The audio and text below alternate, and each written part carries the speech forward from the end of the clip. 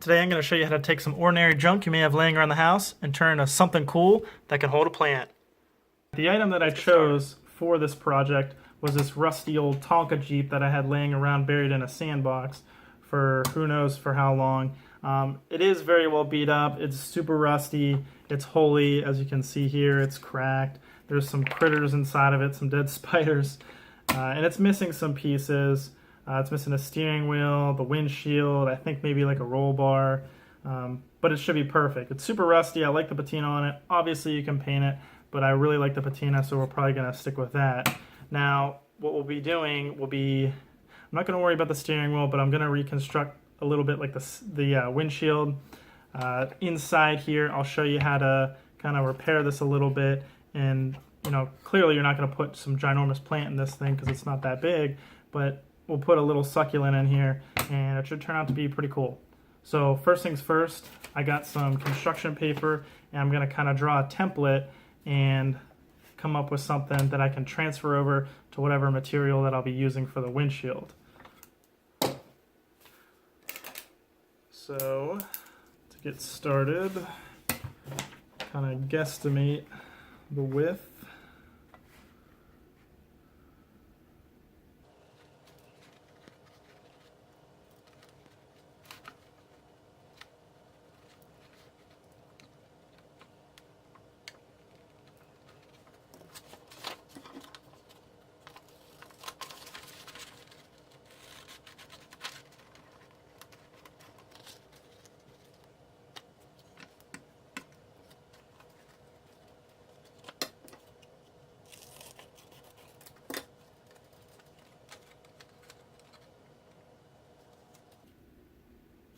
Now there is on this one a little bit of raised section here, so we'll have to channel this out. Shouldn't be too big of a deal, like such.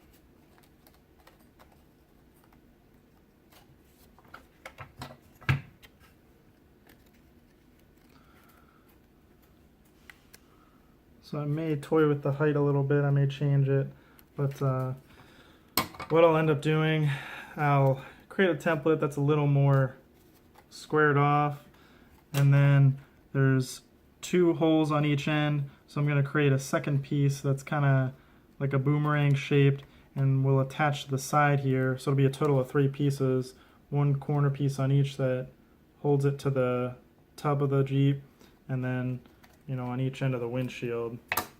Alright, so created a more squared off version of the template. Then I decided to use wood as the material, at least for the windshield.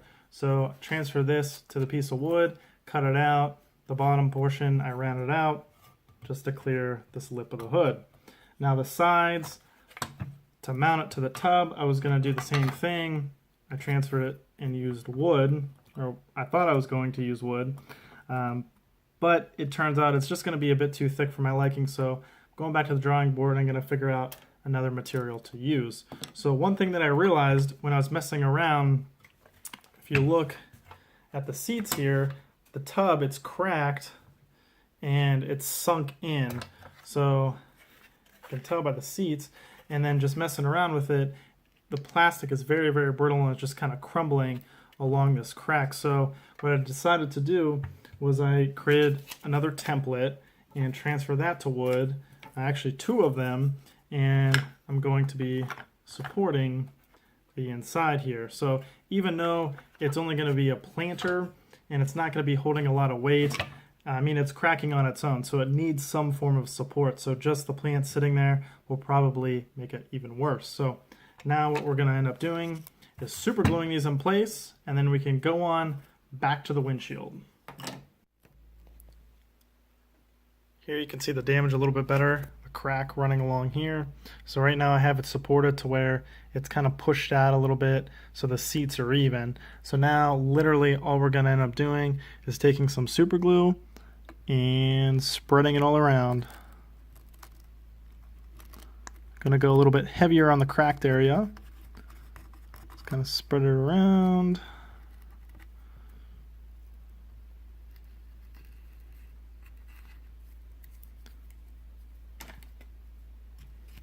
Drop this first support in.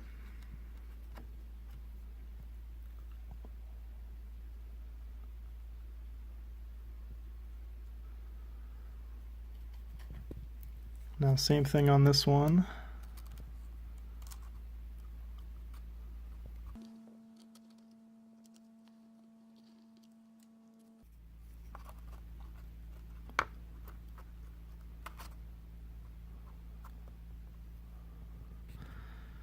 All right, and there you have it. Now we're going to let that dry and get back to the windshield. So I went back to the drawing board and I found an alternative solution to what I was originally using to mount the windshield. I was using wood on the sides. Well, what I decided to use was a piece of kind of like thin plastic, which is similar to what your credit card's made out of. And it was super easy to cut. And now the only thing really left to do is to super glue it on the sides. So let's go ahead and do that.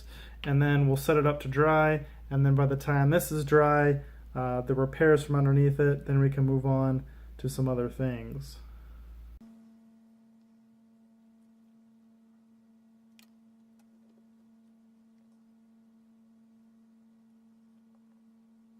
So now we're going to go ahead and let that dry. We'll let the repairs that I did underneath dry as well overnight, and then tomorrow we'll attach the windshield, we'll finish that up, and we'll start work on the back where the planter is going to be held. Alright, so fast forwarding.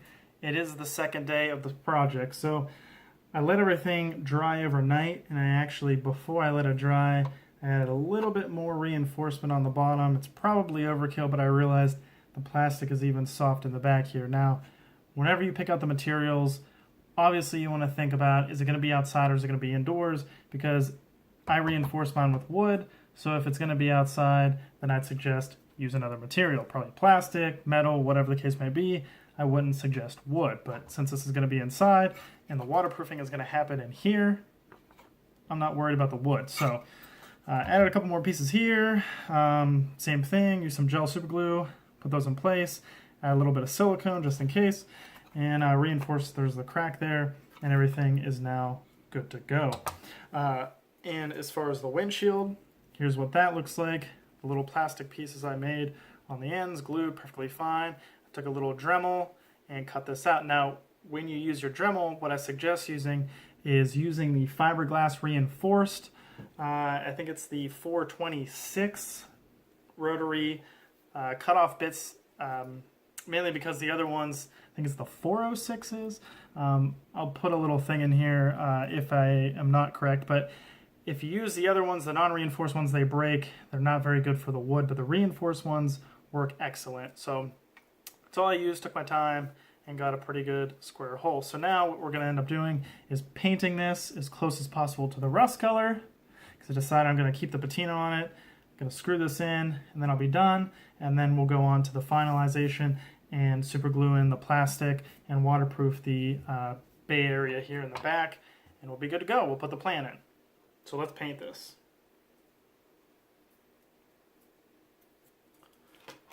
So for paint, I'm just using some cheap stuff from the hardware store. And I'm just using kind of a dark brown. And I kind of want to darken it up a little bit, so I'm going to use black. Originally, I was going to paint it black, let it dry, put the brown over top of it, and then sand it back. But that's just kind of going to get a little bit too involving. I spent way too much time and kind of overkilled the back portion reinforcing it because of the plastic was so brittle. I'm just not really going to waste too much time with the paint. I'm going to kind of keep this simple, believe it or not. So I'm just going to add a little bit of black in hopes that it darkens this up a bit. We'll see what happens. So there we go. We get this kind of like dark chocolate looking color, and then some of it I'll keep swirled to kind of give it that like random look, because there's some, you know, black and some orange colors in the rust, but mainly it's dark. So this will kind of give me that effect of painting it twice, once with the black, then the brown, and then sanding it.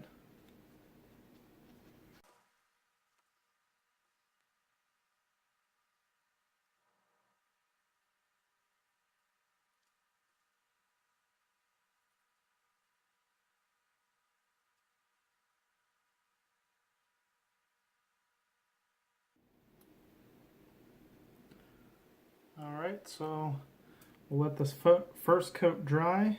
We'll probably put just one more coat, maybe a third, but probably only 2 coats in total. And then we'll install it and move on to the back. Alright, so waiting for the windshield to dry. What I ended up doing was I ran and I got some thin plastic. This is what I used for the back here. But same thing like the underside where I strengthened it with wood. You just kind of measure some things out, cut a template, and transfer it to your material. So the reason why I did not use wood for the back here is mainly because, or the actual only reason is because the actual succulent plant is going to be sitting in here in its pot. So normally they have a base like this jade plant here. So the pot itself and then the base, because you fill the base with water and that's where it sucks up the water. So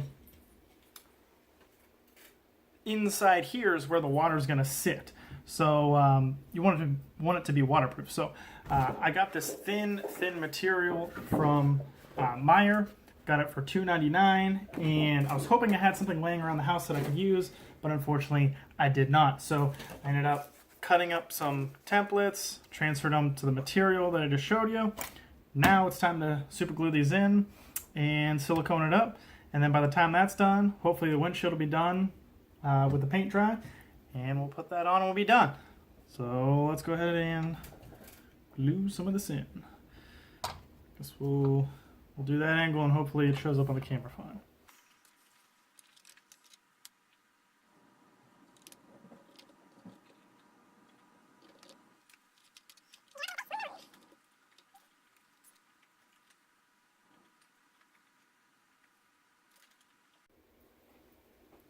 Now as I made my templates, I just made a mark on the inside of them because I'm not painting this side, so I marked the inside, just which one was the right, which one was the left, as opposed to the front and the back.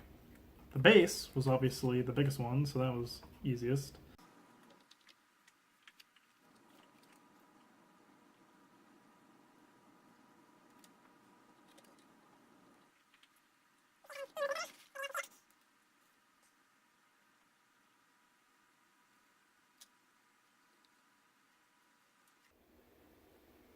I think honestly, the hardest part about this project is trying not to get super glue all on your fingers.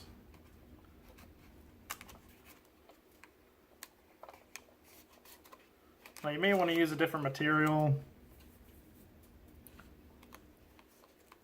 or like, for instance, like hot glue or something along those lines. Might be a bit better, less messy.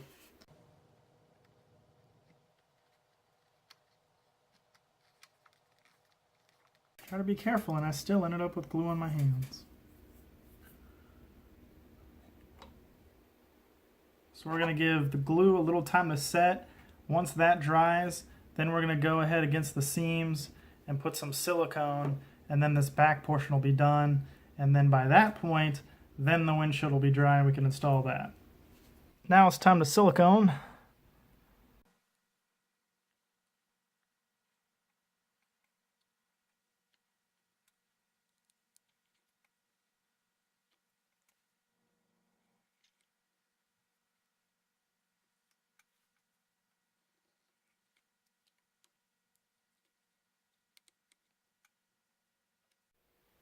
So we should have plenty of silicone. Now you kind of want to smooth things out, get rid of the excess silicone. So dab your finger in a bit of water and just run it in each edge. Wipe the excess off, dab your finger in water again, and keep on repeating. Alright, so there you have it. Not a perfect job. It's not like you're grouting anything. And the pot's going to sit in there, so you're really not even going to be able to see anything in here. So as long as it's waterproof, it's good. So now, for the final step, is the windshield. So the windshield, I did 2 coats in total on it. So for the second coat, I just used the straight brown that I had, didn't darken it at all, and what I ended up doing was kind of dabbing it around, so I didn't do a full-on coat of it, but I think it turned out pretty good. Now, it is a bit dark, but I think it matches very, very well. I'd say you'd be hard-pressed to ever pick out the fact that this was never originally on here. So we're going to put some bolts in it, and we should be done.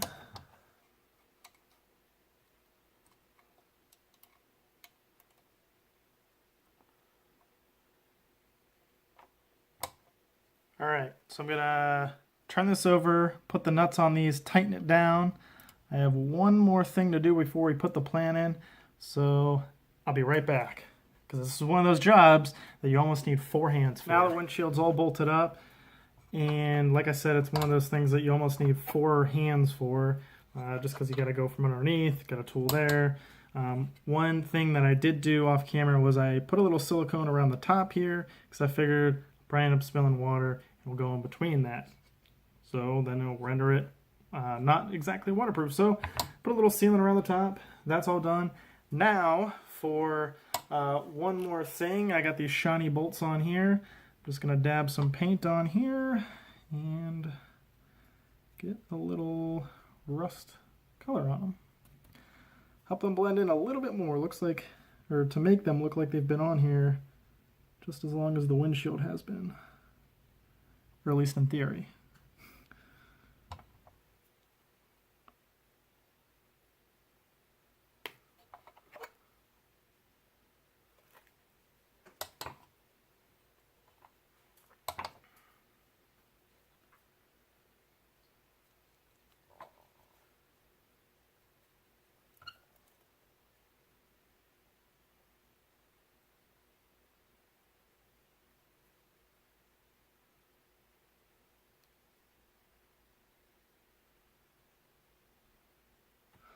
Alright, and then that, of course, will dry darker, so that'll blend in pretty well.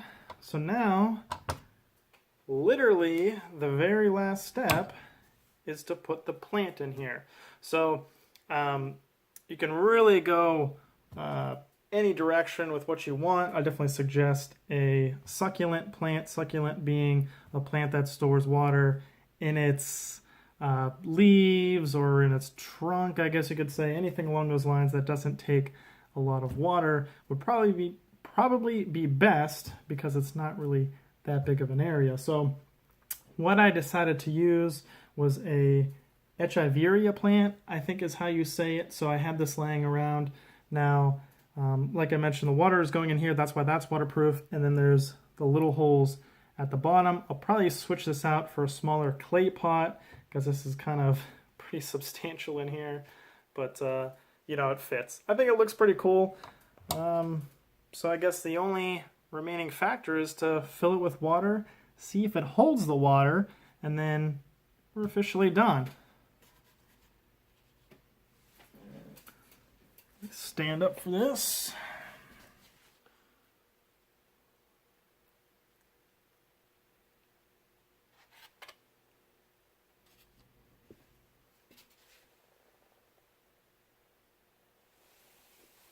Alright, so we got the water in there. Probably can't really see it down in there. Try to wiggle it so you can see it sloshing around. It's probably up to here. I mean, you don't want to fill it up way too high, because again, the succulent plants, they really don't need much water because they store it all. But whenever the soil gets dry, you'll be able to feel it, and then you know when to water it. But underneath, no drips. So I would say this is a successfully completed project where we restored this old little, I guess you'd say Army Jeep, Tonka Army Jeep, out of a sandbox and repurposed it to hold a succulent plant. So if you like this video, I definitely appreciate the like. I would love it if you subscribe. And if you have any suggestions for future videos, be sure to comment down below. Thanks for watching.